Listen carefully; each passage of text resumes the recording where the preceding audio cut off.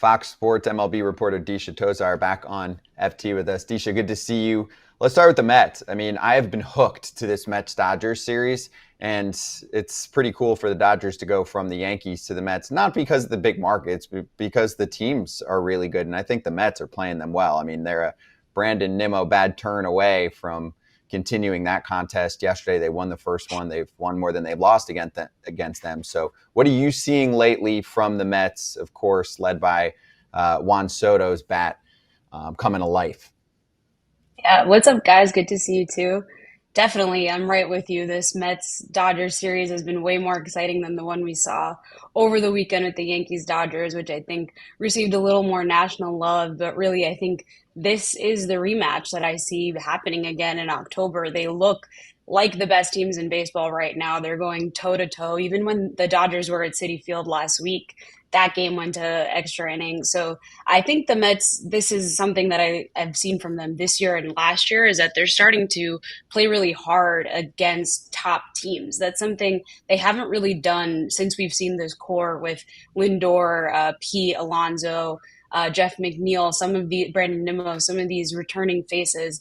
That used to be kind of a struggle for them, and now, I mean, they're really rising to the occasion. And I think that just goes, it speaks to their mentality in that clubhouse. They feel like they have an edge now. They kind of have accepted even internally that they are a top contender. And I think that goes right back to last postseason when they went all the way to game 6 with the Dodgers, and we're kind of just seeing it carrying over. You mentioned, of course, Soto. I think he's starting to look better, but he still has to make a few more strides at the plate to really look like the Juan Soto that we expected here. Do you feel like somebody on the roster can get Juan Soto to get going? A lot of times when somebody new comes to a team, they say, well, this guy had the connection with this guy, or this guy has this. And usually it's a country, Puerto Rican player has a connection with a Puerto Rican player, somebody from Georgia with somebody from Georgia. Is there somebody on this team that gets Juan Soto?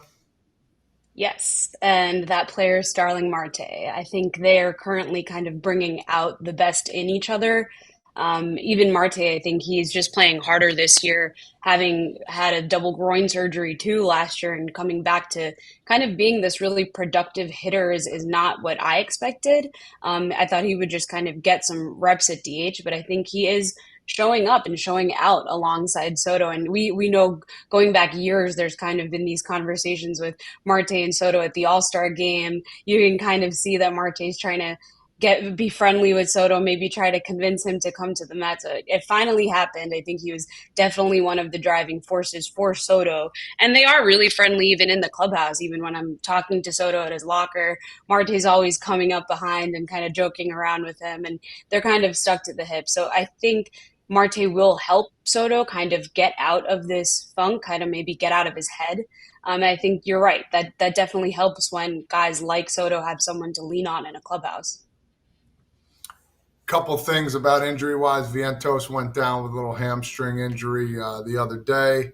How's he doing? What have they said about him? And how about Manaea? When do you think he's ready to go and ready to come back and help this team? The pitching has been doing really well, especially the starting pitching. Yeah, Vientos, it looks like it might not be as bad as everyone thought. It's funny, I was kind of joking with some of the reporters that when he kind of tripped coming out of the box, it was like, oh, is that a real hamstring injury or is he just covering that up? But it looked like obviously he's on the IL now. They called up Mauricio, but I'm not expecting that to be so much of a long stint. Of course, hamstring injuries are tricky, so that could play out anyway, but with Manaea, it actually looks like Frankie Montas is on his way back earlier. And Manaea, the Mets are being a little more cagey just about what his timeline will be because he has had, Manaea has had some setbacks along the way that they've kind of had to navigate and manure, whereas Montas looks like he could be coming back sooner. But really, I think these are big inflection points in the Mets season because the pitching staff has been so good.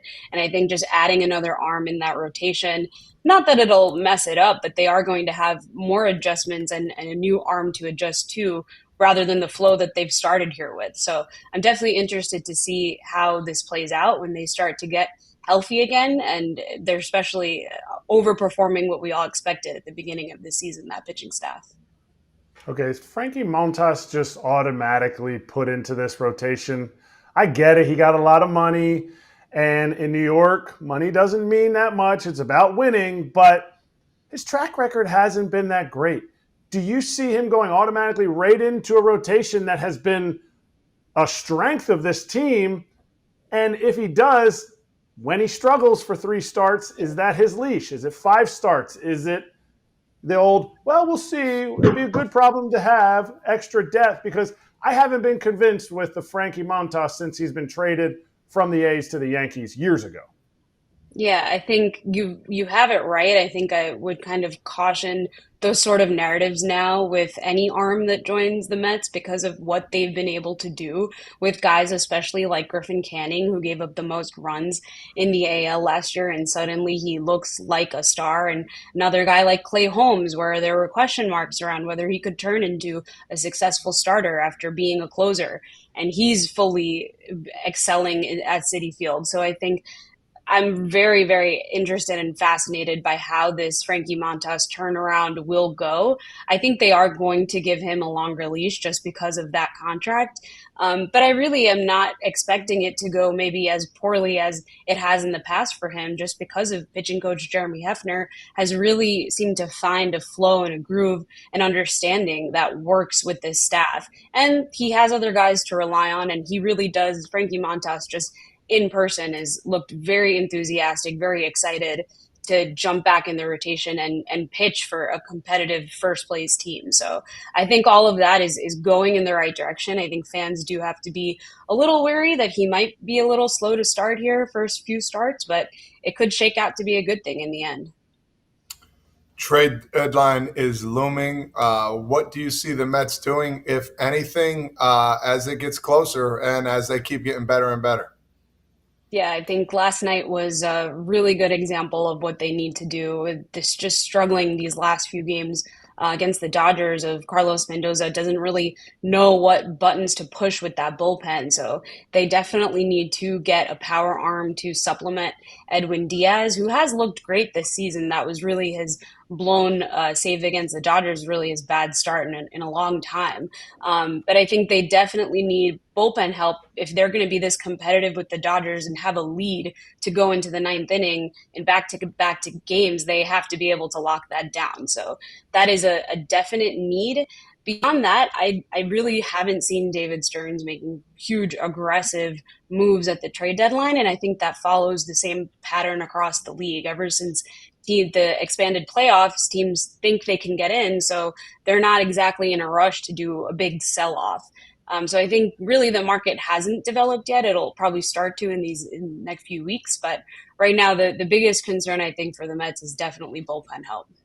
Scott, you need to check out this Roback hoodie I have. It's 85 plus degrees here in Florida. Look, lightweight, feels great, cool colors, perfect for those hot Florida days. I agree, AJ. Color looks fire. And you can get your own sweatshirt, polo, hoodie. Go check out Roback. And if you do and you're a first-time customer, Roback.com using the code FOUL gets you 20% off your first purchase. RHOBACK.com, code FOUL. Get after it, FT fam. Hey everybody, be sure to like and subscribe for more content. We're back here every weekday, all year long, so do not miss an episode. The videos are coming in all day. Here's another video you might enjoy. Baseball the way it should be covered.